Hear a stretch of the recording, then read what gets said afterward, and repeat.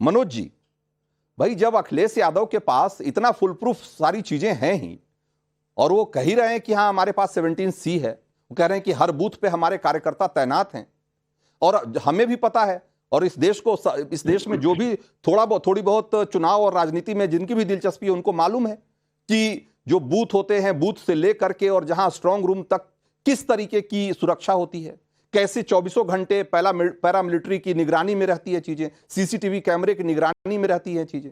उसके बावजूद और फिर आप कह रहे हैं कि हमारे कार्यकर्ता भी हैं वहां अलग से दूरबीन लेके बैठे हुए हैं, और फिर भी आप कह रहे हैं कि नहीं धांधली हो जाएगी। तो ये लोगों को भरमाने के अलावा और क्या कहा जाएगा इसको? रंजीत जी, आपका ओपनिंग रिमार्क्स और जो कुछ भी आपने बोला बहुत शानदार बोला। भाजपा का कार्यालय बहुत खुश हो गया हो, इसके लिए मैं आपको बधाई देता हूं। हमारे पड़ोसी देश हैं कई सारे, और उन पड़ोसी देश में हर देश के खिलाफ हमारी अलग अलग सेना है। श्रीलंका के खिलाफ हमारी अलग सेना रहती है, पाकिस्तान के खिलाफ अलग, चाइना के खिलाफ अलग, और नेपाल के लिए हम अलग तरह की सेना का इस्तेमाल करते हैं।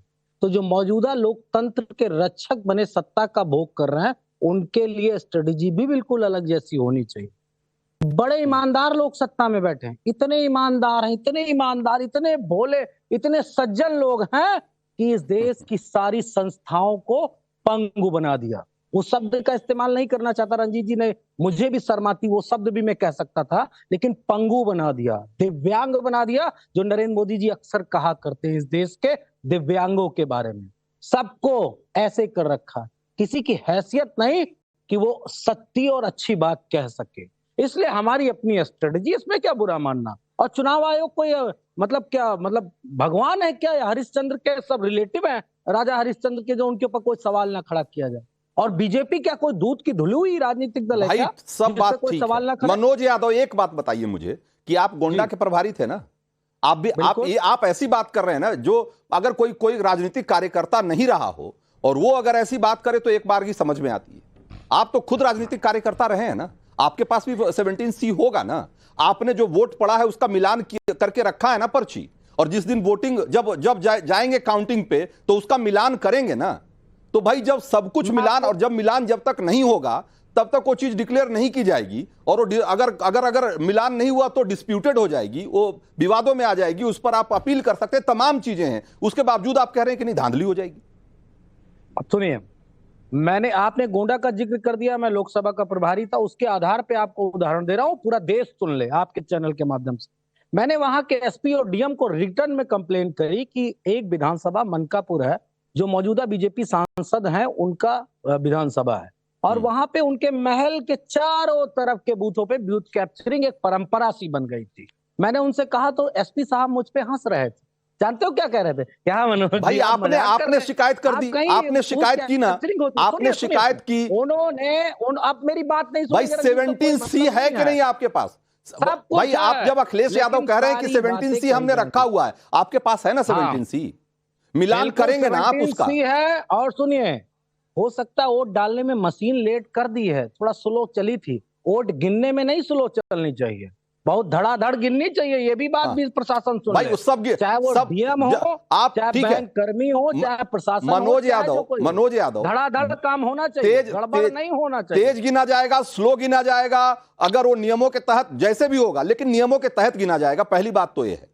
और वो स्लो और तेज तो जाहिर सी बात है कि अब आपके कहने के हिसाब से सब कुछ तो होगा नहीं। आप सिर्फ अकेली पार्टी तो है नहीं, बहुत सारे पार्टी के लोग होंगे वहां, और जो नियमतः जो होना चाहिए, आपने खुद ही कहा है, आपने चुनाव आयोग से मांग की है कि नियमों के तहत चुनाव होना चाहिए, मतगणना होना चाहिए, तो होगा भाई नियमों के तहत। मैं कह रहा हूं आपके पास 17C है, आप मिलान करेंगे, आपके लोग वहां हैं, लोग रहेंगे भी, तो फिर ये जो कफन बांधने वाली बात हो रही है, तो ये तो लोगों को सिर्फ डराने के लिए हो रहा है ना, सिर्फ माहौल बनाने के लिए हो रहा है ना। कोई माहौल नहीं। बीजेपी जैसी दुष्ट और धूर्त राजनीतिक दल और सत्ता से ऐसे ही बात करनी चाहिए।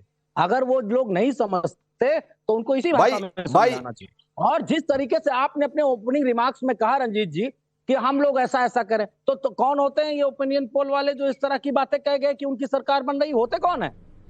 देश कितना मानसिक दबाव कौन होते हैं भाई? अगर एक साइंटिफिक तरीके से सर्वे करा करके मीडिया के लोग कह रहे हैं, तो इसमें आपको क्या आपत्ति है भाई? हमने कोई जिन्होंने कहा नहीं, आप भी तो कह रहे हैं ना, आप भी तो भाई राम गोपाल यादव से लेकर के और सारे लोग कल तो 295 का आप भी तो आंकड़ा देकर चले गए। आपके पास कौन सा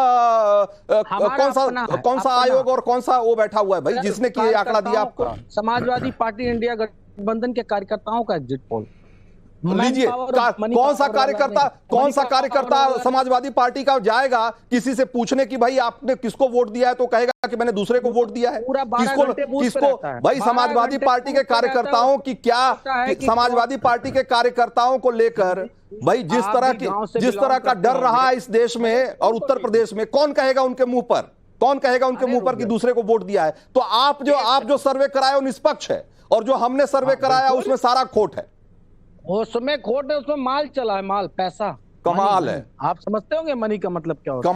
कमाल है भाई। ये भाई आप आरोप लगा सकते हैं मीडिया पे, निश्चित रूप से लगा लीजिए, कोई बात नहीं है, लेकिन देश की जनता कल अपना फैसला सुनाएगी, उसके बाद सब तय हो जाएगा कि किसकी बातों पर यकीन करती है देश की जनता।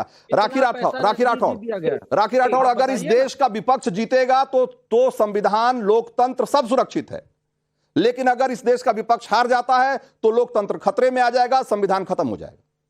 रंजीत जी, हमने कई बार इस तरह के स्टेटमेंट्स देख लिए हैं, लेकिन जिस तरह की भाषा का प्रयोग अभी मनोज जी ने किया, मुझे साफ नजर आ रहा है कि वो हताशा है, वो निराशा है जो कल उनको नजर आने वाली है, और इनको मालूम है कि कल जो है रिजल्ट जब आएंगे तो जनता का जनादेश जो है वो भारतीय जनता पार्टी के साथ में रहेगा। बार बार देखिए वही काम कर रहे हैं, इंडिया अलायंस की एक ही तरीका काम करने का है। जयराम रमेश जी ने भी झूठा आरोप लगाया और अभी ये माल की बात कर रहे हैं, कुछ वीडियो क्लिप्स की बात कर रहे हैं। मैं तो चैनल के माध्यम से रिक्वेस्ट करना चाहूंगी मनोज जी को, दिखाइए ना किस एसपी ने आपको इस तरह से धमकाया, कौन सा एसपी आप पे हंस रहा था, बताइए ना, प्रूफ तो लाइए।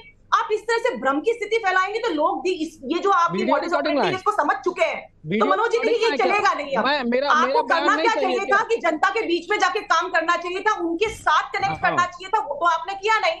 और आपकी जहां सरकारी नहीं, वहां पे यही लैंग्वेज, जिस तरह की भाषा का आप प्रयोग करते हैं ना, ये गुंडई भाषा जो है वही काम ग्राउंड पे नजर आता है, इसलिए जनता आपको एक्सेप्ट नहीं करती है। इसलिए मनोज जी देखिए, मैंने आपको, और इसीलिए मैं इस बात को मानती हूं कि जनता ने, मनोज जी सुन लीजिए, आप गुंडाईपना यहाँ मत कीजिए, गुंडाईपना यहाँ मत कीजिए। ठीक है मनोज यादव, उनको अपनी बात पूरी करने दीजिए। आपकी भाषा भी सुनी थी, आपकी बात भी सुनी थी, अब मेरी बात सुन लीजिए। आप लगातार रंजीत जी, इनकी बात तो देखिए कितना कॉन्ट्रडिक्टरी है। एक तरफ कहते हैं कि हम लोग 295 सीटें लेकर आएंगे, एक तरफ कहते हैं कि ईवीएम में प्रॉब्लम है, एक तरफ कहते हैं कि हम सरकार बनाएंगे, एक तरफ कहते हैं कि नहीं ईवीएम तो इलेक्शन कमीशन जो है वो फर्जीवाड़ा कर रहा है। तो ये दोनों बातें नहीं चलेगी। आप एक्सपोज हो चुके हो जनता के बीच में से, जनता आपको छूने से नकार चुकी है। आपके बड़े नेता भी इस बात को मान चुके हैं कि आप लोग कल रिजल्ट्स में कहीं नहीं स्टैंड करने वाले, और आदरणीय मोदी जी की ही गारंटी है जो देश में चलेगी। इसके अलावा कोई गारंटी नहीं है जिस पर जनता को विश्वास हो। संविधान के